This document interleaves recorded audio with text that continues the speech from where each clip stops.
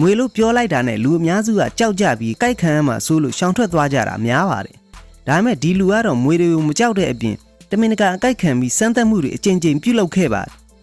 သူကတော့ Vino Man လို့တင်စားခံခဲ့ရတဲ့ Tim Friday လို့ခေါ်တဲ့အမေရိကန်လူမျိုးတစ်ယောက်ပဲဖြစ်ပါတယ်9နှစ်သားအရွယ်မှာမွေကြိုက်ခံရပြီးကတည်းကမွေတွေကိုစိတ်ဝင်စားပြီးစူးစမ်းရှာဖွေမှုတွေပြုလုပ်ခဲ့ပါတယ်အသက်30အရွယ်မှာတော့အစိတ်ပြင်းမွေတွေကိုရည်ရွယ်ချက်ရှိရှိအကြိုက်ခံပြီးလူတွေရဲ့ခန္ဓာကိုယ်ကဓာတ်တွေရဲ့တုတ်ပြန်မှုကိုလေ့လာခဲ့လို့လေဖြတ်မလို့ဖြစ်ခဲ့ပြီးတော့4ရက်လောက်မေ့နေခဲ့ပါတယ်ဒါပေမဲ့သူကသူ့ရဲ့ဝါသနာကိုမစွန့်လွတ်ဘဲနဲ့ Black Mamba, King Cobra, Taipan စတဲ့ကမ္ဘာအစိတ်ပြင်းဆုံးမွေတွေကိုအကြိမ်200ထိအကြိုက်ခံခဲ့ပြီးတော့မွေစိတ်တွေကိုအကြိမ်800လောက်ကိုယ်ထဲထိုးသွင်းပြီးအနှစ်20နီးပါးစမ်းသပ်မှုတွေပြုလုပ်ခဲ့ပါတယ်ပညာရှင်တွေရဲ့ဆေးဘက်ဆိုင်ရာစစ်ဆေးမှုတွေအရ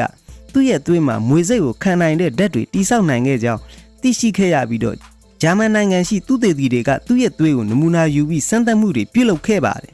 တချို့ပညာရှင်တွေကသူ့ရဲ့စမ်းသပ်မှုဟာမွေစိတ်ဖြည့်စေတိုးတက်ဖို့အတွက်အထောက်အကူပြုတယ်လို့ဆိုကြပေမဲ့လေတချို့ကတော့သူ့ရဲ့ဒီလိုအန်ဒီရဲ့များတဲ့ကိုယ်တိုင်စမ်းသပ်မှုတွေပြုလုပ်နေတာကသိပ္ပံနီးမကြဘဲနဲ့တခြားသူတွေအတူယူနိုင်တယ်ဆိုပြီးတော့အငင်းပွားမှုတွေဖြစ်ပေါ်စေခဲ့ပါတယ်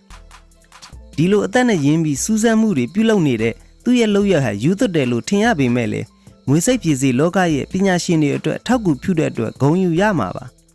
သူ့ရဲ့ရည်မှန်းချက်ကတော့ကမ္ဘာပေါ်မှာရှိတဲ့ဘယ်မွေမျိုးစိတ်မဆိုအကြိုက်ခံရရင်ဖြည့်စေတစ်မျိုးတည်းနဲ့အစိတ်ဖြည့်နိုင်ဖို့ပဲဖြစ်ပါတယ်